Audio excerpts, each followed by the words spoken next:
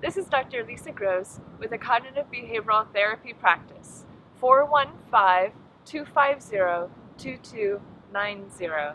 This is the first video in my behavioral series, and we will be looking at anxiety.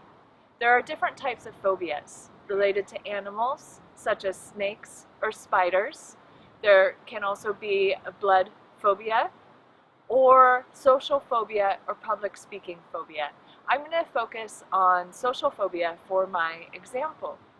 So, say you have difficulty interacting with strangers because you fear rejection. What we first do is we develop a fear hierarchy and we look at situations that cause anxiety to go up. And we start with the situation that causes the lowest amount of anxiety first. When we work with this in the treatment room, it's called in vivo exposure. For example, if you say meeting a stranger one-on-one causes some anxiety but not undue anxiety, we start with bringing a stranger into the treatment room, so you have the safety of being in a familiar context. And then once you've habituated, once that no longer causes anxiety, once in this situation with a stranger, your anxiety goes down, thus sending disconfirming evidence, thus allowing your body to know that you're safe, even though you fear rejection, we up the ante.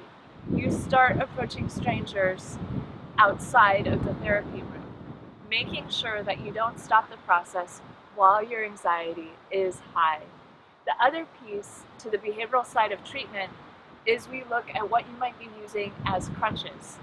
The pace is completely based on what you're comfortable with, but crutches include medication such as benzodiazepines or beta blockers, and crutches can also include using a loved one as someone to lean on if you're in a social situation and you're feeling anxious, or say you're nervous about a panic attack and you carry a defibrillator around because you're afraid that you're going to have a heart attack.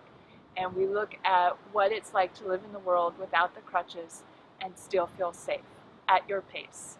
Again, Dr. Lisa Gross, 415-250-2290.